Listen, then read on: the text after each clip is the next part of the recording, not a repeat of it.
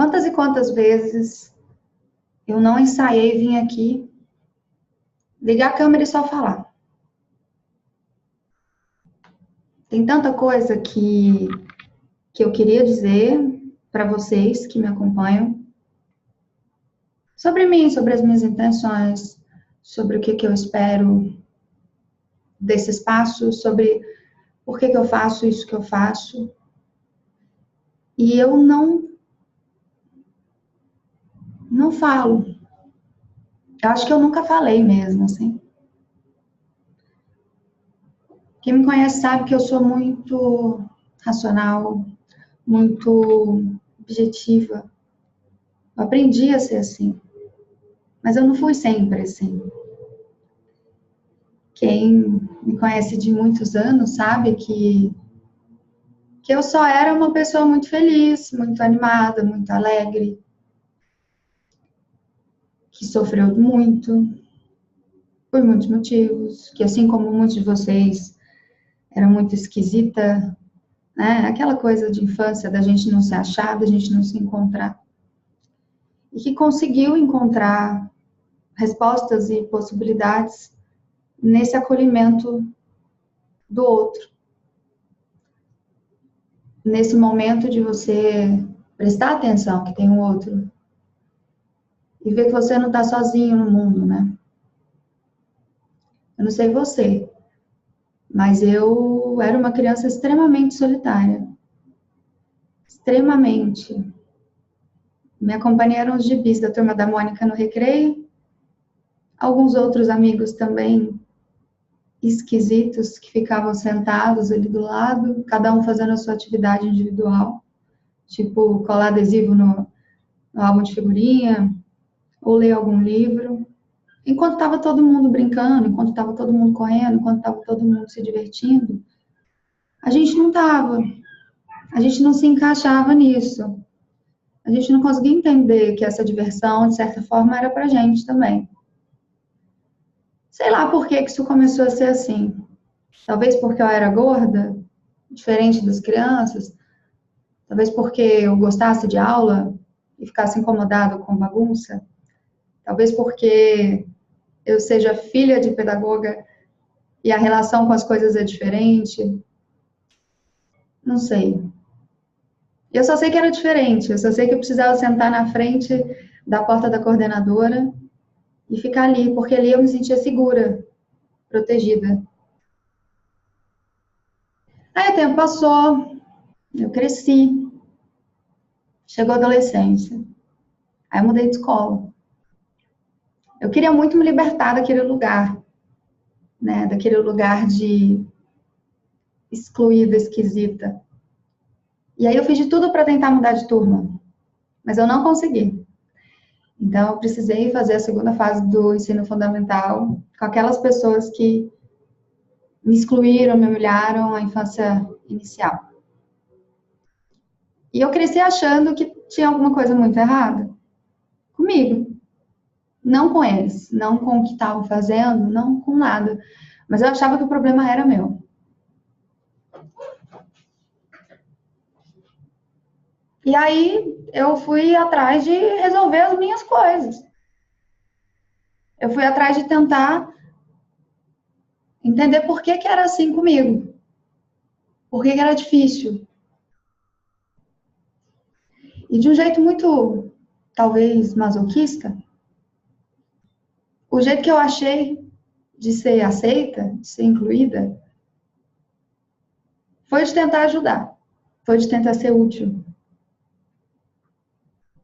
Não de me ajudar, mas de ajudar eles. Quase que no movimento de autoflagelação.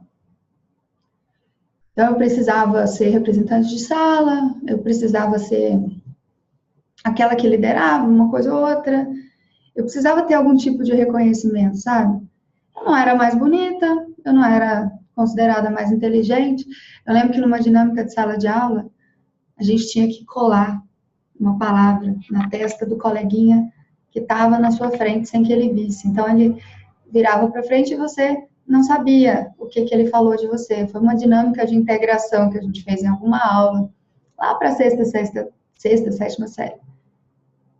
A palavra que escolheram para me descrever foi responsável. Eu não fiquei feliz, não.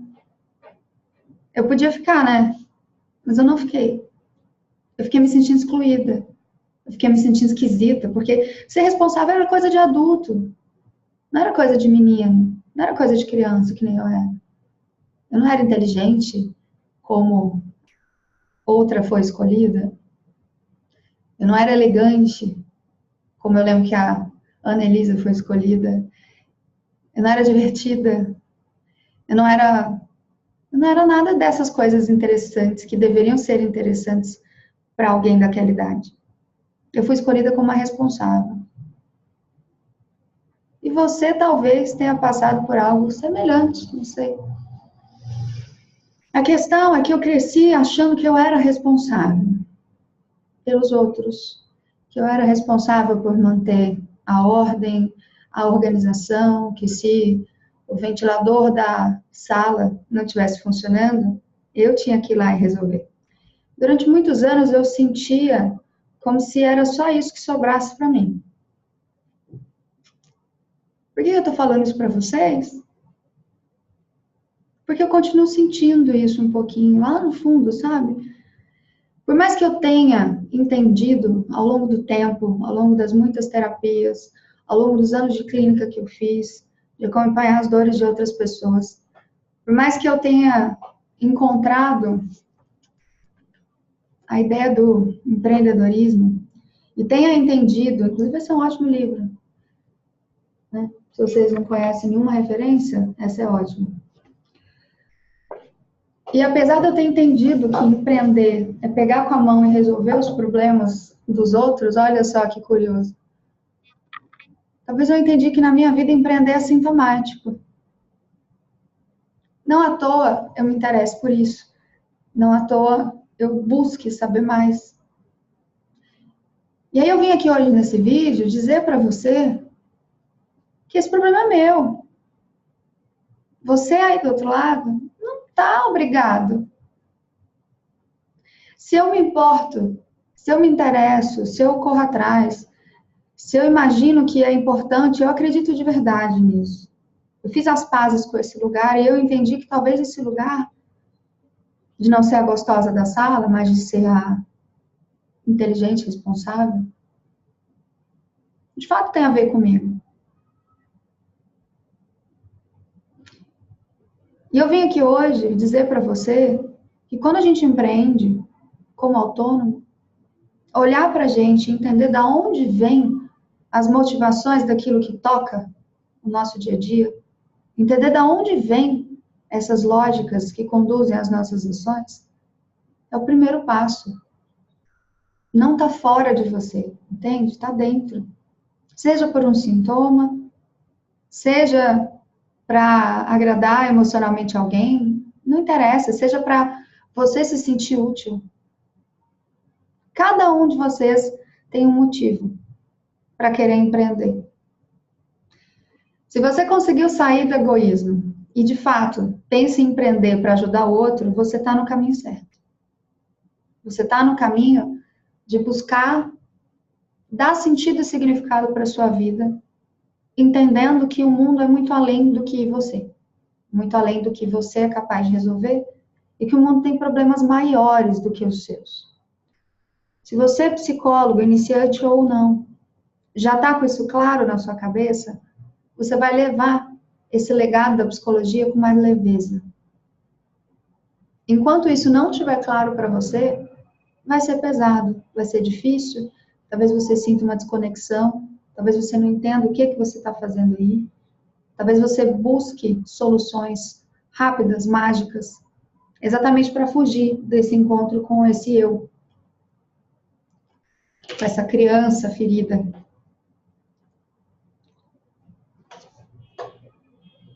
Ser psicólogo não é fácil. Vocês já repararam que não é? Porque a gente se importa. Só que ao mesmo tempo que a gente se importa, a gente faz isso num movimento louco de tentar curar um sofrimento que já houve. De tentar reparar. alguma coisa com a gente mesmo, ressignificando sofrimentos e falhas humanas. E esse encontro com o que há de mais escroto da humanidade. E de uma forma muito esquisita, essa espécie de atração de situações de bosta que a gente consegue fazer na nossa vida, são o nosso trunfo. A gente dá conta de lidar. Entende? É só porque a gente viveu na lama e vive ainda, de tempos em tempos, que a gente dá conta de tolerar a lama do outro.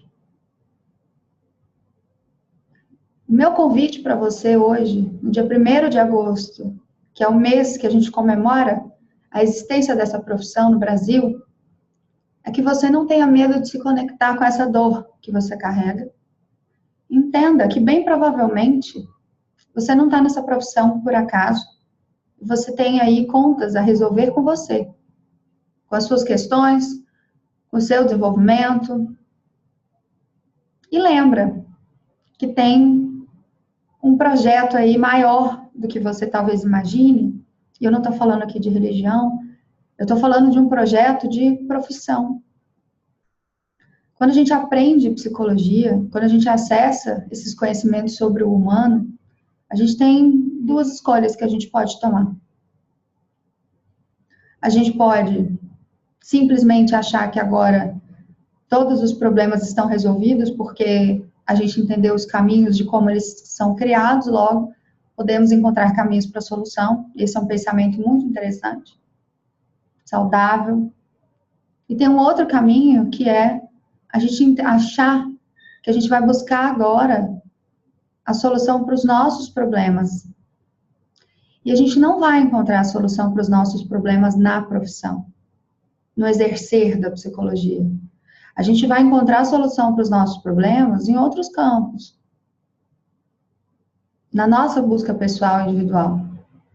Eu sei que vocês que me seguem aqui já devem ter percebido, ou não, mas eu vou contar para vocês, que todas as postagens que eu fiz falando sobre dor, sofrimento, sobre solidão, sobre dificuldade, sobre medo, sobre receio, sobre uma sensação absurda de não ter a menor ideia do que está fazendo, sobre uma sensação absurda de não saber muito bem por que está fazendo. E muitos de vocês buscam aqui as soluções, as respostas, as saídas. Só que vocês não vão encontrar isso aqui, entende? Muitas vezes você pode. Pode ser que aqui, pode ser que se tornando um aluno meu, pode ser que nesse processo você encontre as suas respostas de um jeito enviesado. Mas definitivamente não é esse o objetivo. Essas respostas você vai encontrar dentro de você, olhando seus relacionamentos, olhando a sua criação, fazendo as pazes com o que quer que seja aí dentro, fazendo as pazes com os seus pais, fazendo as pazes com a sua família, fazendo as pazes com a sua origem. Com certeza está lá, a dor que fez você ser quem você é hoje. Olhe para essa dor, entenda essa dor, faça as pazes com essa dor. Eu trouxe aqui um exemplo de uma dor minha de escola, mas com certeza não é a única que eu carrego. E se eu não tivesse vivido isso, sentido isso, passado por isso, talvez eu não estivesse aqui. Talvez eu não estivesse na psicologia há 10 anos e talvez eu não gostasse tanto desse lugar do ensino. Eu queria muito que vocês olhassem para dentro de vocês, hoje, ou quando for necessário, quando for possível, e se pergunte, por que você está na psicologia? Por que você faz o que faz? O que te conecta? Tanta coisa para fazer. Podia ser engenheiro. Podia fazer TI. Você podia, sei lá, ser costureiro, artista, faxineira. Mas você está aqui. Você tem algo a contribuir. Se conecte com essa coisa. Faça as pazes com essa coisa. Resolva essas coisas. Não misture essas coisas com o que você faz, mas saiba quais são essas coisas. Eu quero muito que vocês façam esse exercício. Não tem condições do empreendedorismo acontecer com qualidade se você não está conectado com você. Se você não está conectado com você, você não vai ter criatividade, você não vai saber quem você quer ajudar de verdade e por que você está fazendo isso. Você não vai conseguir entender qual é a motivação por trás.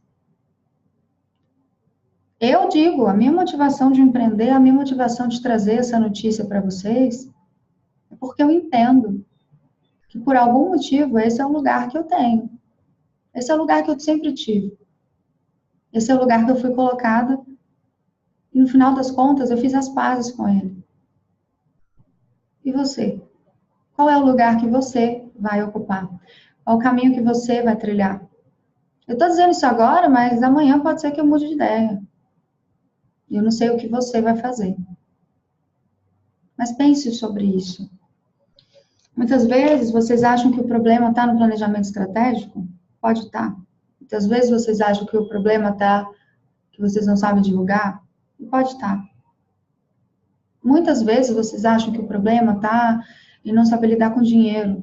Pode estar. Mas antes, tire a dúvida e cheque se o problema não está dentro. Porque se você não está bem, nada à sua volta vai ficar bem também.